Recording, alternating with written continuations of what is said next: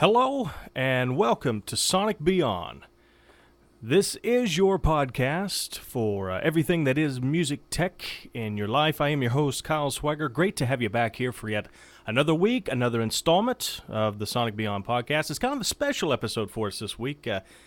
We decided to start doing the video streaming now. So we're doing it via Ustream. So we're live right now via Ustream. So we hope that at least you'll be checking us out this way every week. Of course, if you can't catch us live, you can always catch us on YouTube.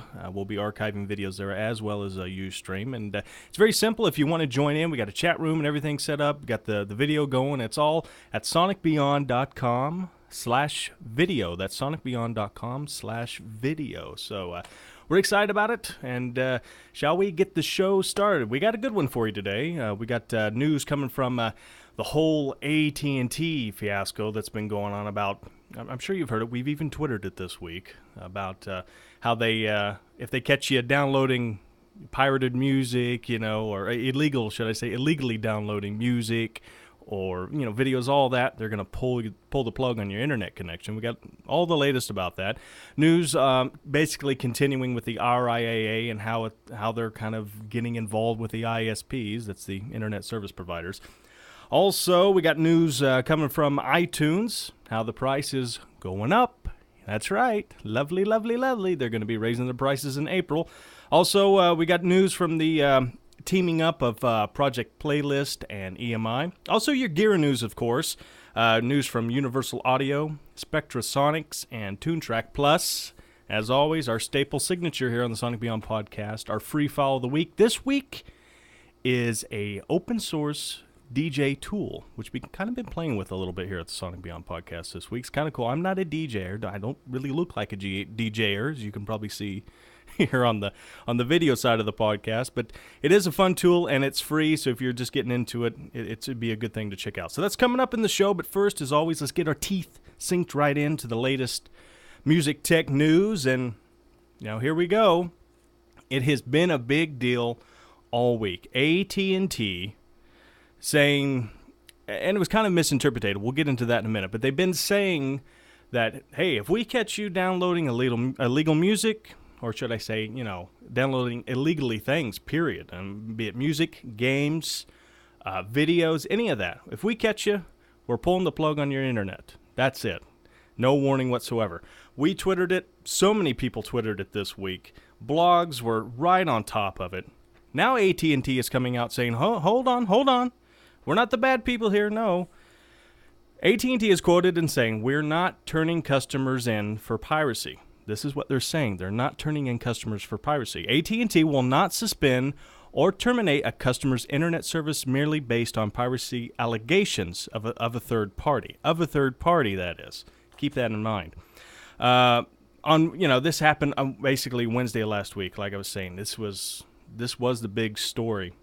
And this came from AT&T's executive vice president, saying that any suggestions that there's been a deal made also between them and the RIAA, it's completely out of the question. They have not done any deal with the RIAA. They are merely just working with them, shall we say? And if you've tuned into the podcast before, you know that I like RIAA as a company, especially how it used to be. But lately, they're just trying to stick their nose everywhere that it's possible. ISPs, taking people to court, basically suing customers, as I always like to say. And here we are again. They're teaming up with the internet companies. They're trying to get them to basically watch you, to basically be the internet police, watch you, and, you're doing something illegal, and they're going to issue a letter about it. AT&T is going to get that letter from the RIAA, with the RIAA, and they're going to forward it to you.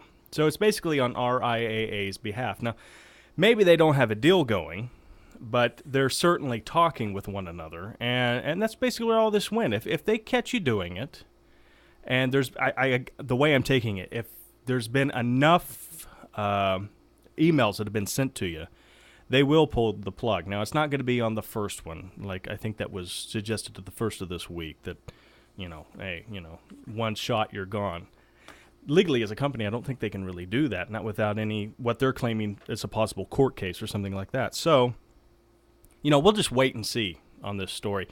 It's kind of been the whole deal with this week with the ISPs in general. I mean, it's half the show is actually going to be doing, or half the news segment on this show is actually going to be dealing with the RIAA and how they're starting to have a big impact on probably your service provider, particularly if you're in the United States. So, and other service providers, like I said, are joining this. Comcast, Cox, they're all there.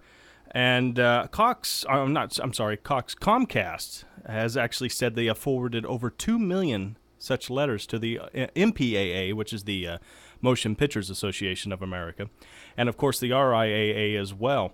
And according to their spokesman, they've always supported the copyright holders in their efforts to reduce piracy. And I think it's great that, to an extent, that the ISPs are helping out these organizations to an extent. Because it's illegal. If you're downloading music and you're not paying for it, it's illegal. Shame on you.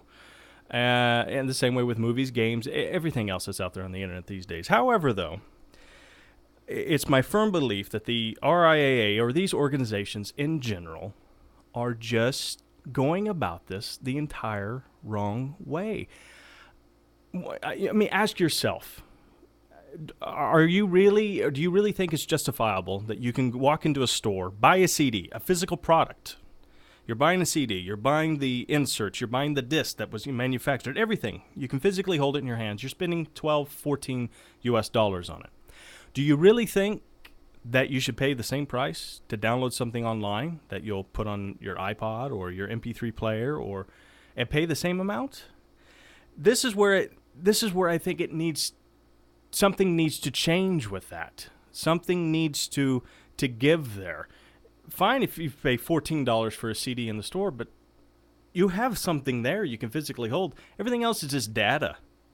And it costs the record companies in general a lot less to do digital distribution than it is to actually physically ship a product, promote that product, ship it into stores, pay distributors, all of this. It's so much easier for them to just issue it digitally. And that actually moves us on to our next story this week. I told you this whole thing kind of just goes intertwined together, really. And it's to do with iTunes, the number one music retailer that's out there right now. It is the number one place. I've said before on the podcast, CDs are dying. CDs are going to be out. I give it 7 to 10 years, maybe 5, but 7 to 10 years for sure, that the CD format will be like our vinyl was, or even cassettes. I've said before, when's the last time you've seen a cassette?